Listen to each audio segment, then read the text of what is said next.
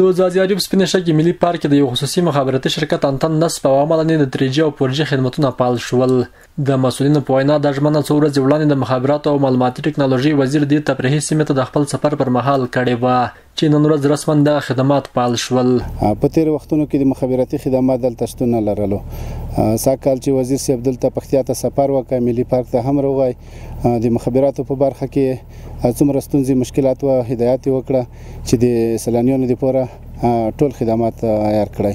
نو اوس په لاندې پورې افغان بیسین شرکت خپل پیا نصب کړه چې 2G 4G 3G خدمات وړاندې کوي او نور شرکتونه هم روان دي دلته د سیلانیانو لپاره د مخابراتو برخه کې ان شاء الله استونزه مشکلات بنوي. د دې تفریحي سیمې سیلانیان په یاد سیمه کې د انټرنیټ خدماتونو پالیدو ته خوښ دي او وايي چې په دې سره به په مخابراتي برخه کې ګڼې ستونزې هوارې شي.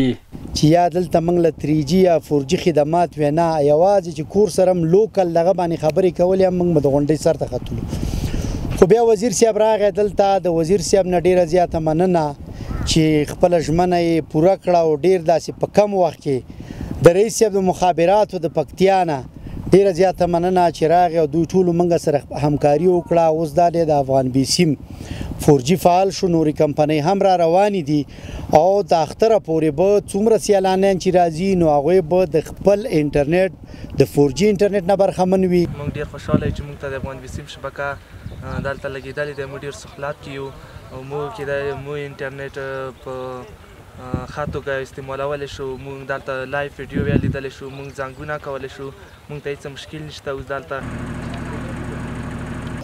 د پکتیا مخابراتو او معلوماتي ټکنالوژي ریاست د مسؤلینو په وینا چې د عریب ځاځیو د منډهیر په همدغه تفریحي سیمه کې د یادې شبکې د فعالېدو ترڅنګ به سږ کال پکتیا کې نږدې 48 نور مخابراتي سایټونه هم فعال کړي چې ورسره به د لرې پرتو سیمو او ولسوالیو خلکو ګڼې ستونزې هوارې شي.